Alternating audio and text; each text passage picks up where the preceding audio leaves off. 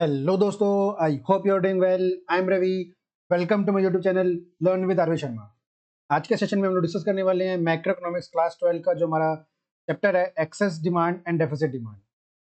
आपके इस चैप्टर से जो मेनली क्वेश्चंस आते हैं वो ये आते हैं कि हम एक्सेस डिमांड अगर इकोनॉमी में है तो उसको कैसे ठीक करना है, डेफिसिट डिमांड अगर इकोनॉमी है तो उसको कैसे ठीक करना है, गवर्नमेंट क्या मेजर्स ले। अब वो आपको कब पता लगेगा जब आपको पहले पता हो कि होता क्या है, एक्सेस डिमांड क्या होता है, डेफिसिट डिमांड क्या होता है, इन्फ्लेशनरी गैप क्या होता है, डिफ्लेशनरी गैप क्या होता है। तो पहले हम टॉपिक्स कवर कर लेते हैं, देन जो एग्जाम में बोर्ड में क्वेश्चन आते हैं कि उनको ठीक कैसे करते हैं, मेजर्स क्या होते हैं, उसके ऊपर ही बात करेंगे। ठीक है, तो हम आप लोगों को अगर पढ़ा हो तो पता होगा एक्सेस डिमांड क्या होता है, डेफिसिट डिमांड क्या होता है। जब एडी एग्रीगेट डिमांड जो है वो ज़्यादा होता है, जो उसकी एक्चुअल पोटेंशियल होती है उससे, तो हमारा एक्सेस डिमांड कहलाता है। और जब कम होता है, जो पोटेंशियल जो एक्चुअल होता है पोटेंशियल से अगर ज़्यादा होता है तो एग्रीगेट सप्लाई और जो हमारा एक्सेस डिमांड कहलाता है। और जो हमारा एक्चुअल होता है वो कम होता है पोटेंशियल एग्रीगेट डिमांड से, तब वो हमारा डेफिसिट डिमांड होता है। ठीक है, तो एक्सेस डिमांड में इसको excess demand refer to the situation where aggregate demand is more than the aggregate supply. जो हमारा हमारा एडी कर्व है, ठीक है, जो हमारा पोटेंशियल एडी कर्व है उससे ज्यादा है हमारा एक्चुअल, उसके वजह से क्या होता है इकोनॉमी के अंदर इन्फ्लेशनरी गैप क्रिएट होता है। जो हमारा एडीएस कर्व यहाँ पे कट हो रहा है, हमारा फुल एम्प्लॉयमेंट यहाँ पे लेवल यहाँ पे है, लेकिन जो एक्चुअल है वो ज़्यादा है। जो डिमांड है इकोनॉमी के अंदर जो होनी चाहिए उससे ज़्यादा डिमांड जनरेट हो रही है, तो वहाँ पे इकोनॉमी के अंदर इन्फ्लेशनरी गैप जनरेट होता है। इन्फ्लेशनरी गैप क्या होता है? Refer to the gap by which actual aggregate demand excess the aggregate demand required to establish full employment equilibrium. जो पोटेंशियल होता है इकोनॉमी का जहाँ पे होना चाहिए एक्चुअली में, उससे जितना ज़्यादा होता है उसे इन्फ्लेशनरी गैप बोलते हैं उस गैप को। तो जो गैप बन रहा है ई और एफ वाला, जो यहाँ पे हमारी एक्चुअल डिमांड इतनी होनी चाहिए थी लेकिन है इतनी, तो जो बीच में गैप बन रहा है उसको हम बोलते हैं इन्फ्लेशनरी गैप। ठीक है, इन्फ्लेशनरी गैप कहाँ पे जनरेट होता है?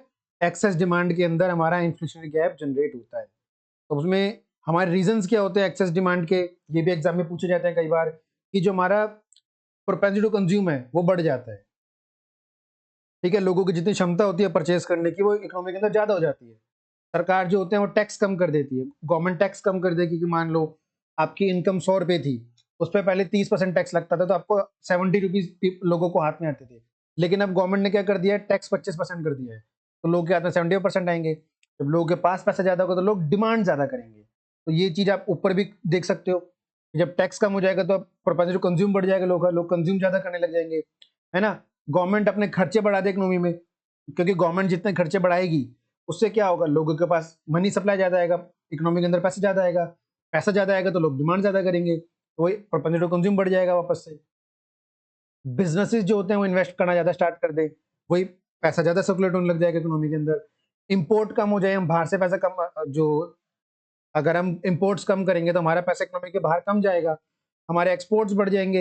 एक्सपोर्ट बढ़ने से क्या होगा कि दूसरी इकोनॉमी से हमें दूसरी इकोनॉमी से पैसा हमारी इकोनॉमी के अंदर ज्यादा आएगा, और हमारी इकोनॉमी में पैसा ज्यादा आएगा तो लोगों की कंजम्पशन पावर बढ़ जाएगी, मनी सप्लाई बढ़ जाएगा। डेफिसिट फाइनेंसिंग होगा, जब आरबीआई को ज्यादा पैसे प्रिंट करने पड़ते हैं उससे भी एक्सेस डिमांड जनरेट होता है।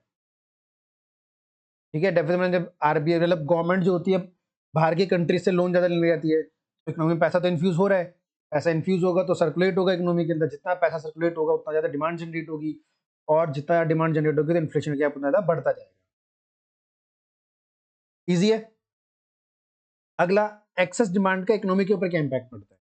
अगर हम देखें यहाँ पे आउटपुट तो सेम है, हमारा एम्प्लॉयमेंट भी सेम है, तो आउटपुट पे कोई फर्क नहीं पड़ेगा, एम्प्लॉयमेंट पे कोई फर्क नहीं पड़ेगा, लेकिन जनरल प्राइस जो होंगे वो राइज कर देंगे।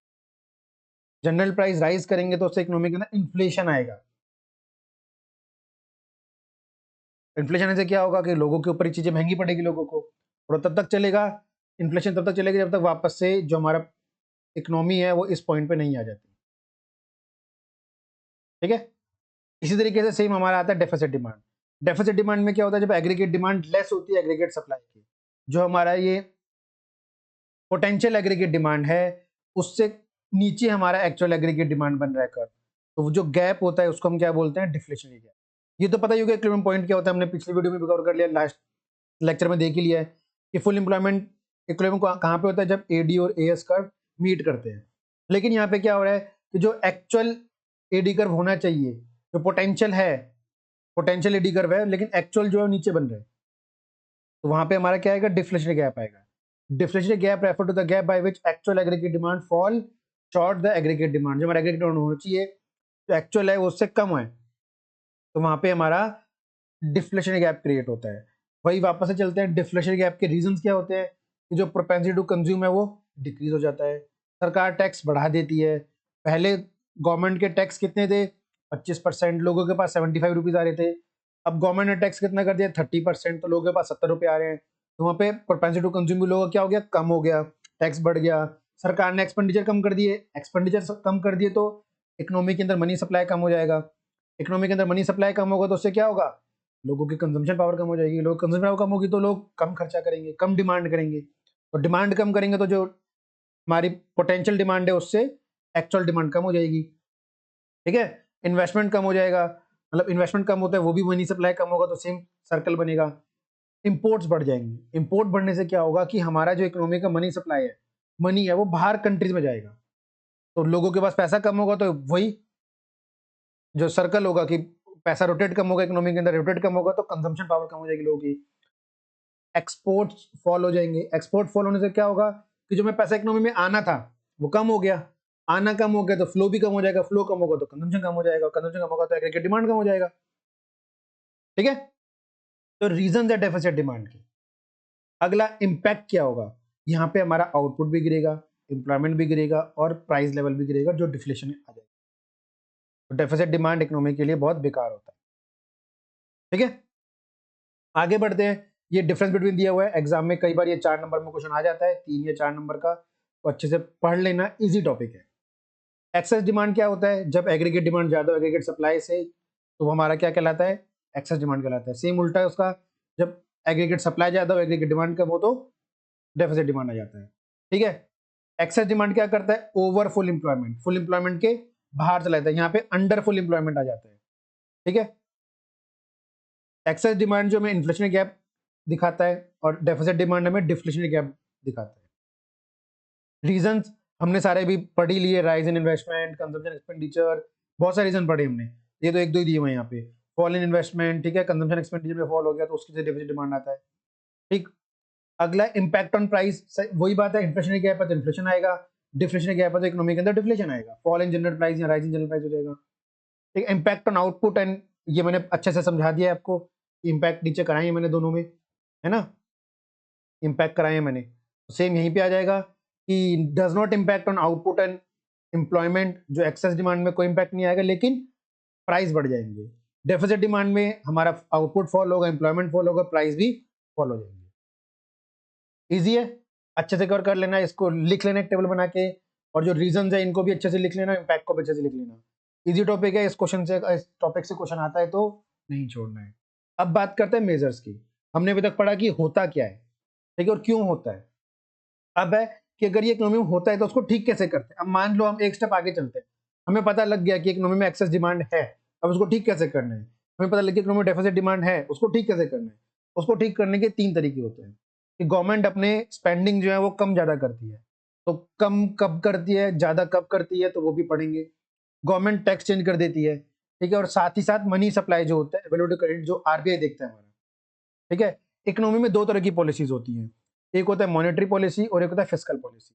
ठीक है, मॉनेटरी पॉलिसी जो होता है वो आरबीआई देखता है हमारा, ठीक है, और फिस्कल पॉलिसी जो होता है वो गवर्नमेंट देखती है। इसके ऊपर अभी आगे बात करेंगे बजट में, बाकी चीजों में भी, तो मैंने बेसिक बता दिया आपको। तो जो थर्ड स्टेप है वो मॉनेटरी पॉलिसी के अंदर आता है, और ऊपर के दोनों टॉपिक जो है वो फिस्कल पॉलिसी के अंदर, जो कि गवर्नमेंट देखती है। ठीक है, तो कुछ इस तरीके से दिखते हैं हमारे, जो एक्सेस डिमांड है उसमें फिस्कल पॉलिसी जो गवर्नमेंट देखती है, और मॉनेटरी पॉलिसी जो सेंट्रल बैंक देखता है, जो हमारा इंडिया का सेंट्रल बैंक कौन है, आरबीआई। ठीक है, अब मान लीजिए इकोनॉमी के अंदर क्या है, एक्सेस डिमांड है, डिमांड ज्यादा है, तो गवर्नमेंट क्या करेगी, अपनी स्पेंडिंग कम कर देगी और टैक्स बढ़ा देगी। उससे क्या होगा, लोगों के हाथ में पैसा कम आएगा, लोगों के हाथ में पैसा कम आएगा तो मनी सप्लाई कम हो जाएगा, मनी सप्लाई कम होगा तो कंजम्पशन पावर कम हो जाएगी, कंजम्पशन पावर कम होगी तो एक्सेस डिमांड जो ठीक हो जाएगी, इन्फ्लेशन गैप ठीक हो जाएगा, जो एग्रीगेट हमारी डिमांड थी वो डाउन हो जाएगी, तो जो हमारी डिमांड ज्यादा हो रखी थी वो कम हो जाएगी। ठीक है। और गवर्नमेंट ये प्रोसेस कब तक करेगी, जब तक हम पोटेंशियल एग्रीगेट डिमांड तक नहीं आते, फुल एम्प्लॉयमेंट लेवल तक नहीं आ जाते। सेम यहाँ पे आरबीआई भी क्या करता है कि बैंक रेट बढ़ा देता है, रेपो रेट बढ़ा देता है, जो ओपन मार्केट ऑपरेशन है उनको सेल कर देता है, एलआरआर जहाँ पे हमारे सीआरआर और एसएलआर आते हैं उनको भी बढ़ा देता है, इंक्रीज मार्जिन रिक्वायरमेंट, ठीक है, क्रेडिट क्रिएशन कर देता है अंडर एसएस, जिससे कि क्या होता है इकोनॉमी के अंदर मनी सप्लाई, इन सबसे इकोनॉमी के अंदर मनी सप्लाई कम होता है। सेम जो गवर्नमेंट ने किया सेम आरबीआई करता है, मनी सप्लाई कम कर देता है इन सबसे। अब मनी सप्लाई कम होता है तो क्या होता है, लोगों का पैसा कम होता है, लोगों का पैसा कम होता है, लोग कंज्यूम कम करेंगे, कंज्यूम कम करेंगे तो मतलब डिमांड कम हो जाएगी, है ना, एक्सेस डिमांड में डिमांड ही तो गिरानी है इकोनॉमी के अंदर। सेम इसका उल्टा डेफिसिट डिमांड में, डेफिसिट डिमांड में क्या होगा, लोगों को डिमांड बढ़ानी है अब आरबीआई को और गवर्नमेंट को, तो वो आरबीआई गवर्नमेंट क्या करेगी ना, डिमांड अपने स्पेंडिंग बढ़ा देगी और टैक्स कम कर देगी, जिससे लोगों के पास पैसा ज्यादा हो जाएगा, लोगों का पैसा ज्यादा होगा तो लोग कंज्यूम ज्यादा करेंगे, कंज्यूम ज्यादा करेंगे डिमांड बढ़ जाएगी, और डेफिसिट डिमांड जो डिमांड की कमी है वो बढ़ जाएगी और इकोनॉमी में फुल एम्प्लॉयमेंट लेवल आ जाएगा। इसी तरीके से आरबीआई क्या करेगा, बैंक रेट गिरा देगा, रेपो रेट गिरा देगा, परचेज कर लेगा ओपन मार्केट ऑपरेशन और डिक्रीज कर देगा एलआरआर, ठीक है।